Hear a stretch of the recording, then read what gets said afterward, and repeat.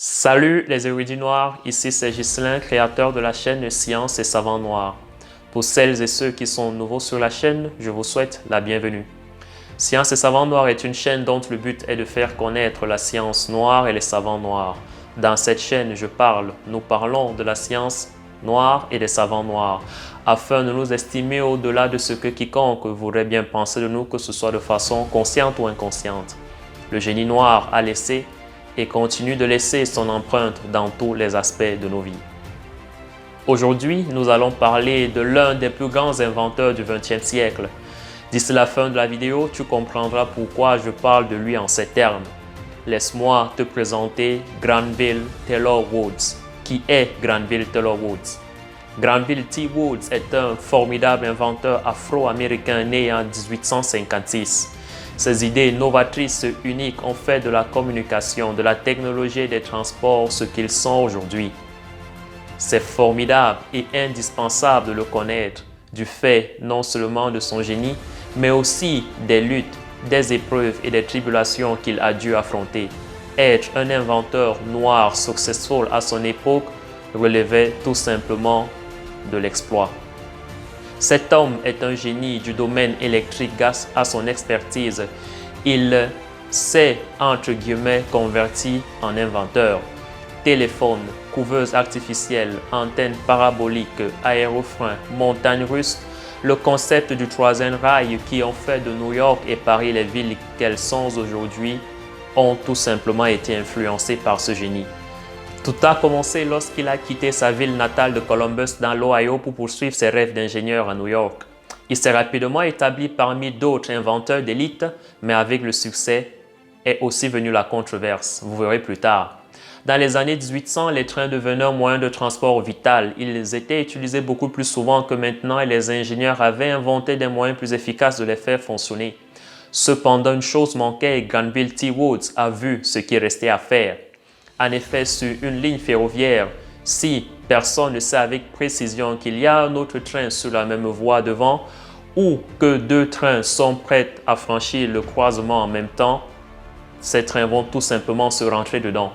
Les accidents de train étaient alors fréquents et très coûteux. M. Woods a décidé qu'il allait inventer un produit qui arrêterait ou du moins réduirait les accidents dus aux mauvaises communications entre trains. Ce fut le début du système de télégraphie ferroviaire. Le système de télégraphie ferroviaire est également connu sous quelques autres noms au cas où vous auriez entendu parler. Ce sont le système ferroviaire multiplex ou simplement système télégraphique ferroviaire. Granville Woods a profité de la mode croissante de l'électricité et a construit son système pour qu'il se connecte aux lignes télégraphiques qui sont maintenant des lignes téléphoniques parallèles aux voies. Il a placé une batterie à induction sous le wagon de communication. Il enroula du fil autour de la batterie. Lorsqu'il est allumé, l'appareil émet une force magnétique. Les lignes télégraphiques parallèles aux pistes émettent également une force magnétique similaire mais opposée. Cela a permis d'envoyer des messages du train en mouvement à la gare ou à d'autres trains en mouvement également. Les messages étaient composés à l'intérieur du wagon. Granville Woods a créé sa propre interprétation du télégraphe, du code Morse et de tout.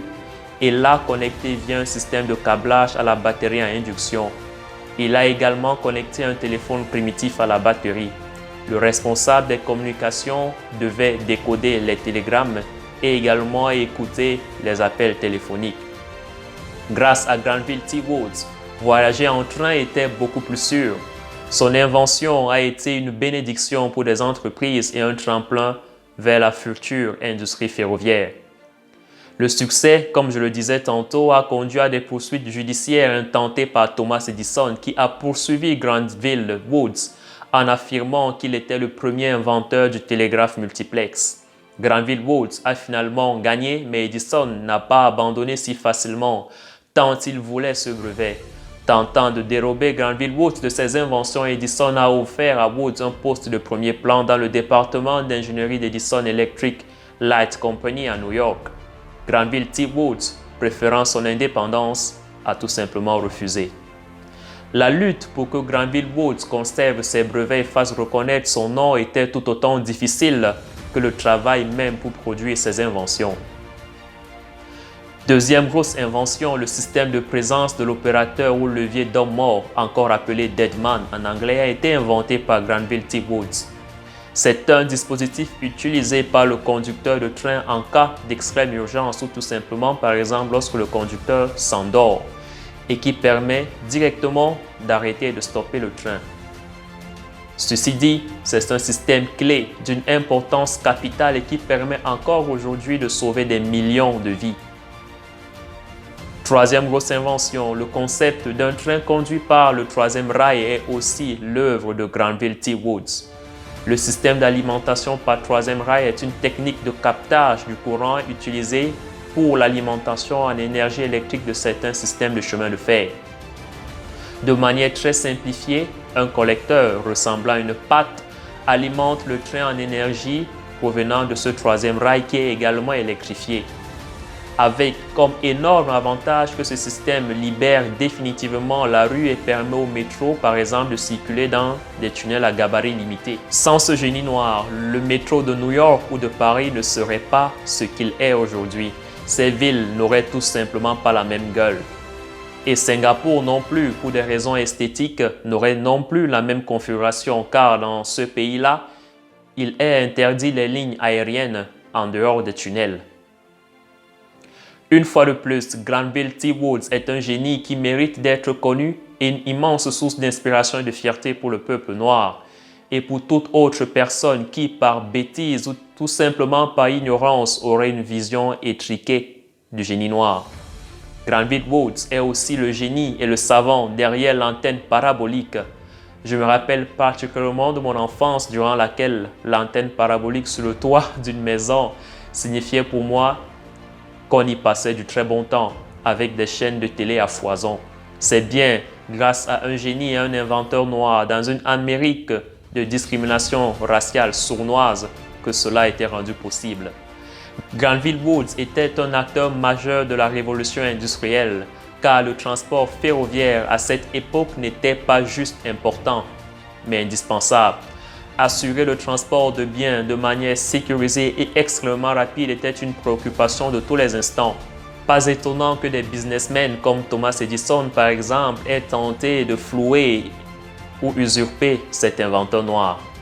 Même s'il est né homme libre, Granville Woods n'était pas étranger à la discrimination.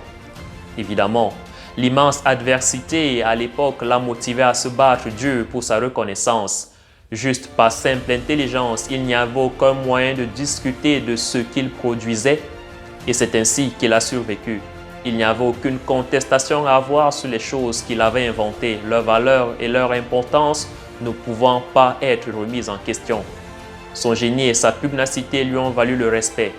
Granville Woods a déposé avant sa mort près de 60 brevets.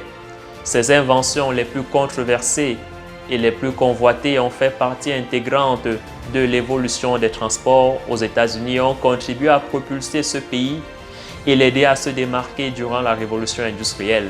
Ces brevets, couvrant d'ailleurs le domaine de l'ingénierie électrique comme pratiquement aucun savant avant et après lui. Le respect est quelque chose qu'il a définitivement gagné, mais il n'avait certainement pas anticipé la reconnaissance qu'il recevrait 100 ans plus tard. Une école a par exemple été nommée en son nom et son héritage entretenu en intégrant ses réalisations dans le programme des élèves.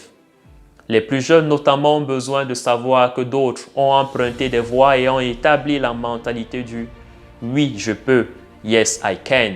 Et je pense que chaque jeune enfant noir devrait connaître des génies, des inventeurs comme Granville Taylor Woods et s'inspirer de son histoire fascinante. Bien qu'il n'y ait aucune trace que Granville Woods ait jamais emprunté le chemin de l'université, ses talents naturels, son dur labeur et sa persévérance inébranlable sont une source d'inspiration pour la jeunesse noire et africaine. Une fois de plus, je le répète encore, ne comptons pas sur d'autres personnes pour faire notre propre publicité. Ils n'en ont tout simplement rien à foutre. Alors, cher érudit noir, si tu as aimé cette vidéo, like-la, partage-la et abonne-toi. Cela permettra à YouTube de savoir que le contenu que je t'apporte est pertinent et qui t'apporte justement de la valeur.